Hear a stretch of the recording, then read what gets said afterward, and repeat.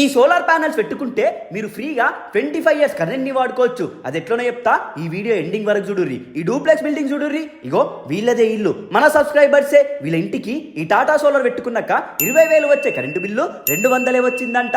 ఆహా అన్నారు ఈ బిల్ చూసినాక. ఇగో లైఫ్ ప్రూఫ్ బిల్లు చూపిస్తున్నా మీకు, చూసిరా ఎంత తేడా ఉందో టాటా సోలార్ వల్ల.